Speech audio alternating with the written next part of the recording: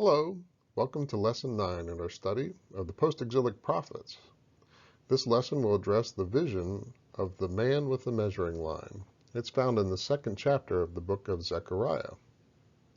This lesson is scheduled to be posted on June 7th, and as I prepare and record it, we've enjoyed our first week of in-person worship at 6th and Washington Street's congregation.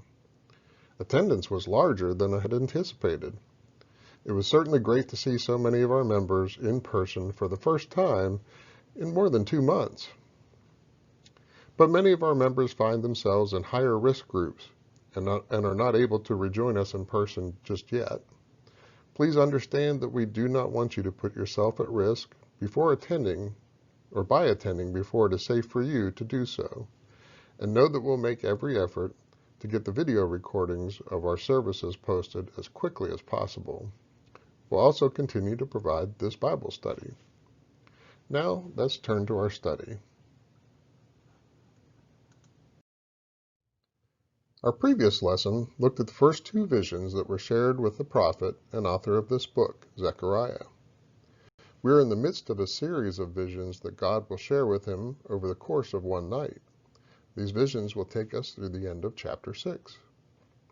As we discussed in recent lessons, the visions often convey a message or principle that is realized in the short term, but also frequently has an application to the coming Messiah. While the short-term applications were likely foremost on the minds of Zechariah's immediate audience, we have a greater appreciation today of the future applications, given that we have seen the fulfillment of some and the reinforcement of others in the writings of the New Testament. Let's begin by reading the entirety of the text for this study so that we can look more closely at the individual verses. We'll have a context of the entire message that they fit in. The text that I have included is from the English Standard Version. Beginning in verse 1. And I lifted my eyes and saw, and behold, a man with a measuring line in his hand. Then I said, Where are you going? And he said to me, To measure Jerusalem, to see what is its width and what is its length. And behold, the angel who talked with me came forward, and another angel came forward to meet him, and said to him, Run, say to that young man, Jerusalem shall be inhabited as villages without walls, because of the multitude of people and livestock in it. And I will be to her a wall of fire all around, declares the Lord, and I will be the glory in her midst. Up, up, flee from the land of the north, declares the Lord. For I have spread you abroad as the 4 winds of the heavens, declares the Lord. Up, escape to Zion, you who dwell with the daughter of Babylon. For thus said the Lord of hosts, after his glory sent me to the nations who plundered you. For he who touches you touches the apple of his eye. Behold, I will shake my hand over them, and they shall become plunder for those who serve them. Then you will know that the Lord of hosts has sent me.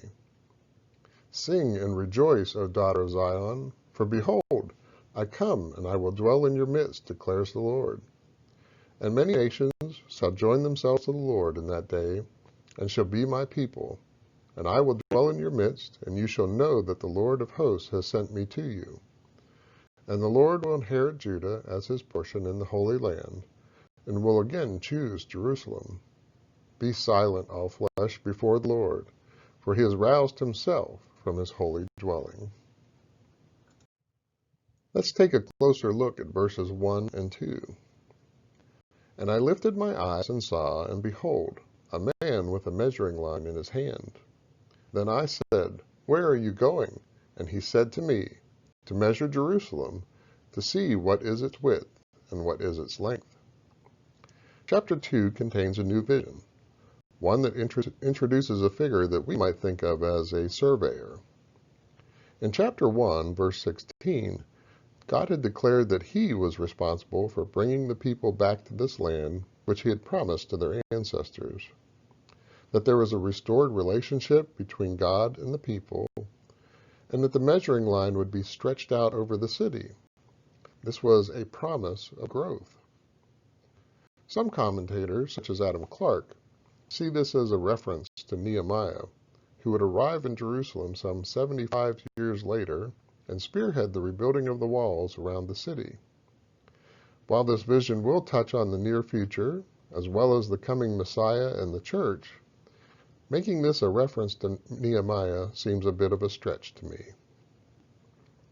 This man in the vision tells Zechariah that he will measure Jerusalem, the implication being to see if it will be large enough to hold all of its future inhabitants. This would certainly seem an odd question to those who are currently living there, as the approximately 50,000 who had returned were only a small fraction of the number who had dwelt in the city prior to the Babylonian captivity. But the point that was being made was for the city's future in two ways. First, as a physical city. Jerusalem would grow and prosper in the years ahead. Consider how this city had grown in population and commerce by the time of Christ's ministry, some 500 years later. But more importantly, it's pointing to Jerusalem as a spiritual city, the New Jerusalem, which would be Christ's church. In John's vision of the New Jerusalem in Revelation chapter 21, we encounter a measuring rod in place of the measuring line. And we are actually provided measurements of enormous proportions, though they are to be taken symbolically, not literally, as the New Jerusalem is a spiritual city, not a physical one. In Zechariah's vision, the results of the measurements are not provided because we don't need to know those measurements. The point that's being made is the growth that will come to the city. Now if we look at verses 3 and 4. And behold, the angel who talked with me came forward, and another angel came forward to meet him, and said to him, Run, say to that young man, Jerusalem shall be inhabited as villages without walls, because of the multitude of people and livestock in it. And I will be to her a wall of fire all around, declares the Lord, and I will be the glory in her midst. There are varying opinions as to which angel has come forward to speak to Zechariah here. In chapter 1, Zechariah begins speaking with an angel who acted as an intermediary, but then was also directly addressed by the angel of the Lord, who we understand to be Christ himself. Given that in verse 4, another angel comes forward to instruct the first in order to tell Zechariah more, it stands to reason that the angel who is speaking with Zechariah is not Christ. There would be no reason for an angel to come forward and instruct or correct Christ. He would not need instruction or correction. Matthew Henry's commentary made a good point about these verses.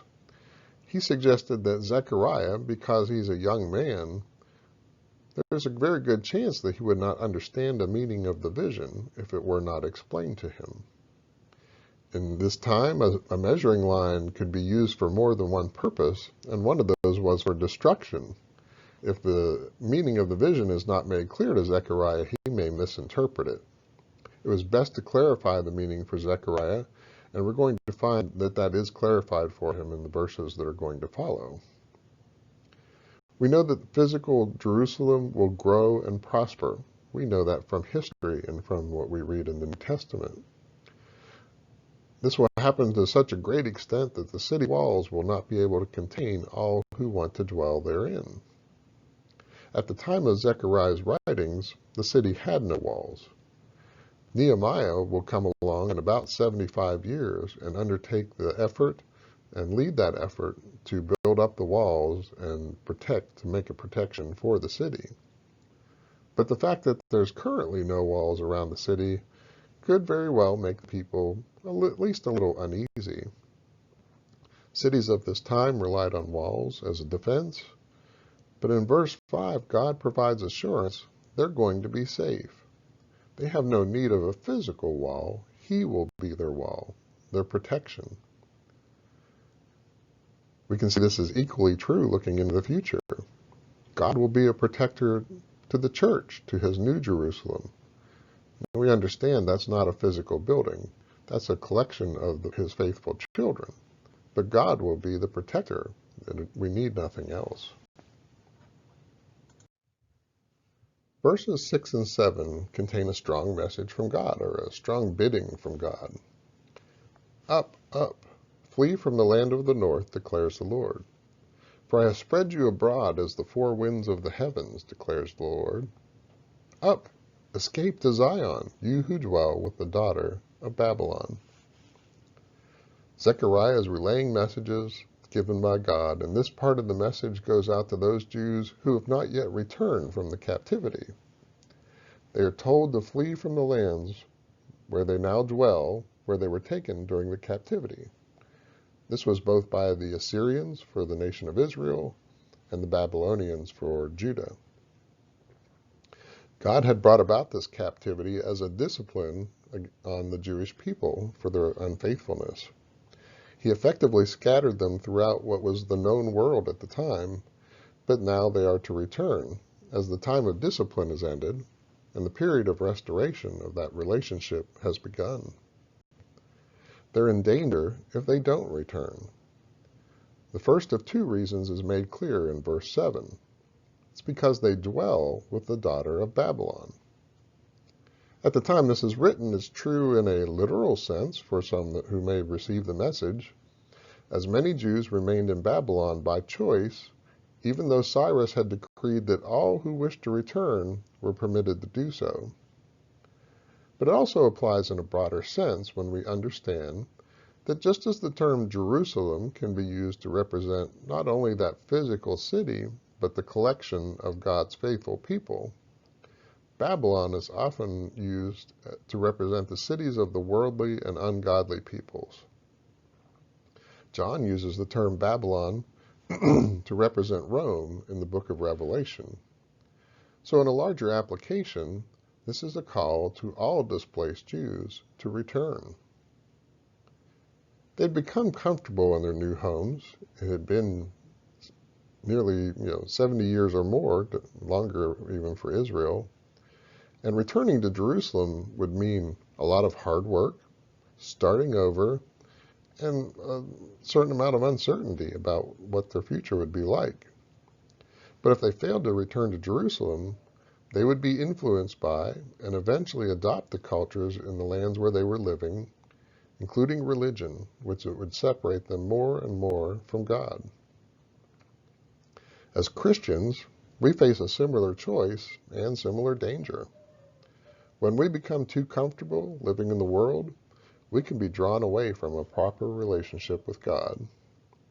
If Satan tried to tempt us in large, obvious ways, we'd be more likely to see the temptation and resist it. Instead, he works on us in very subtle ways, leading us away a little at a time. I think of a child at an ocean beach playing in the water during the outgoing tide. The tide draws them out a little at a time, and by the time they think to look up and look for shore, they're dangerously far out. The influence of the world was that type of danger to the Jews of Zechariah's time, and the world is that type of danger to us as Christians today. Verses 8 and 9. For thus said the Lord of hosts, after his glory sent me to the nations who plundered you.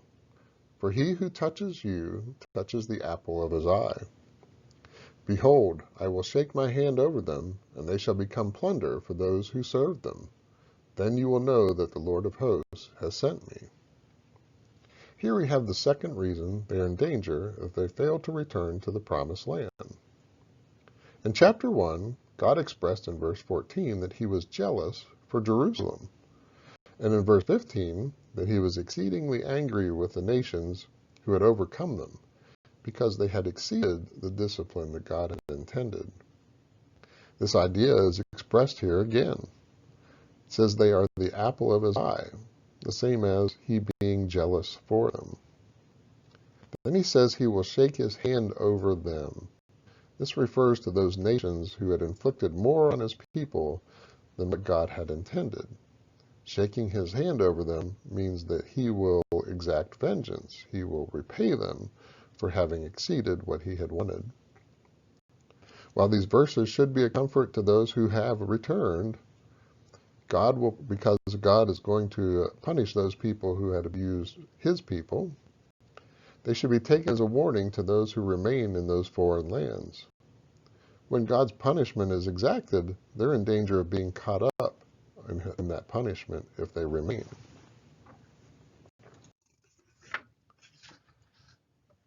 Verses 10 through 12. Sing and rejoice, O daughter of Zion, for behold, I come and I will dwell in your midst, declares the Lord. And many nations shall join themselves to the Lord in that day, and shall be my people. And I will dwell in your midst, and you shall know that the Lord of hosts has sent me to you. And the Lord will inherit Judah as his portion in the Holy Land, and will again choose Jerusalem. In contrast to the warning that we had in verses 6 through 9, we now see the response that those faithful returnees should have, and why. They're told to sing and rejoice. They should be overwhelmingly joyful that their relationship with God has been restored. While we understand from chapter 1, verse 17 that their physical situation is improving, that's really inconsequential to their spiritual state, which is now being mended as well. Several reasons are provided for why they should be joyful. They're told, I will dwell in your midst. This was fulfilled in an immediate sense when the temple is completed in a few years.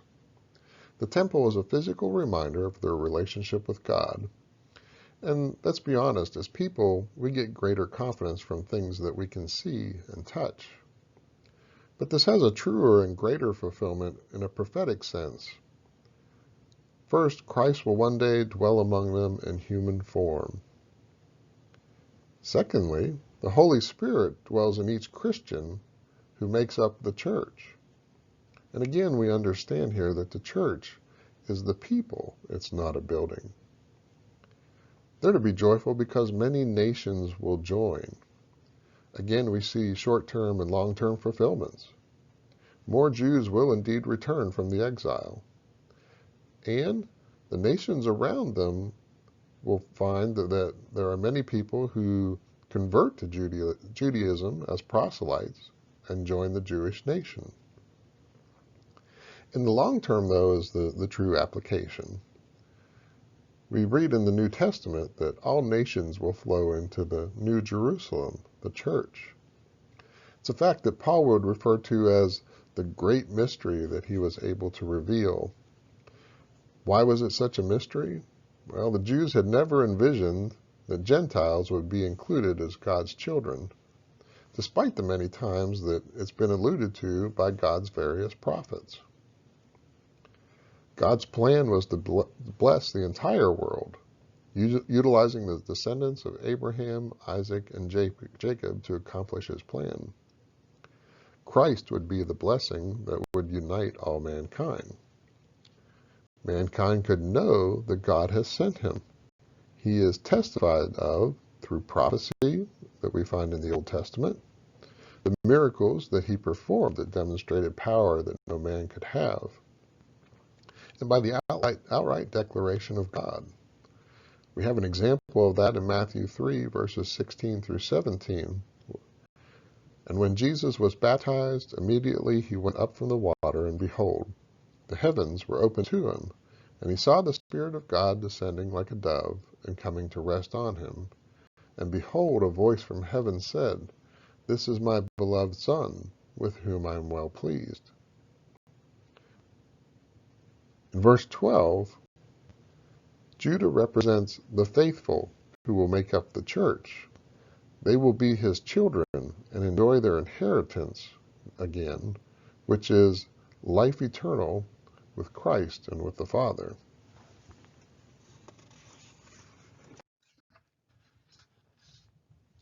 Verse 13, Be silent, all flesh, before the Lord, for he has roused himself from his holy dwelling. There are several interpretations of what is meant here, but I believe that the simplest is the most logical and most applicable. In light of what God has decreed in the passages leading up to this, everyone else simply needs to remain silent. No one needs to add to it. No one needs to take from it. No one needs to try to uh, expound upon it. God has said everything that needs to be said about this particular subject. We're told that he roused himself. From the perspective of the people at the time, it may have seemed as though God had been napping or sleeping, because the things that they had been praying for years and years seemed to go unanswered. But in reality, God had been waiting for the time of the discipline to be completed. He had not intervened on their behalf for quite some time, 70 years, but now there's to be no mistake that he is once again an active part of their lives. We need to understand, too, that this separation was not a choice or the doing of God. It was a result of the behavior of the people. In our Christian lives, we need to heed the words that we read in Psalm 46:10. Be still and know that I am God. We can make ourselves so busy, even if it's with worthwhile things, that we lose touch with God and with His Word. We need to find time to set aside all the world's distractions so that we can study and consider God's Word, allowing it to guide us to proper priorities and actions. God speaks to us through His Word. It's up to us to hear that. Well, that concludes our lesson from Zechariah chapter 2. In our next lesson, we're going to read of the vision of Joshua, the high priest, and Satan, which is found in chapter 3. I encourage you to read and prepare for that study. You can always find announcements and links to all of our media content at our website at www.sawcoc.org. You can also find us on Facebook. Search for 6th and Washington Streets Church of Christ. I hope you find these studies beneficial. I thank you for joining me for them, and I look forward to the time when circumstances allow us to all be together again, when it's safe for everyone to be back out and back together.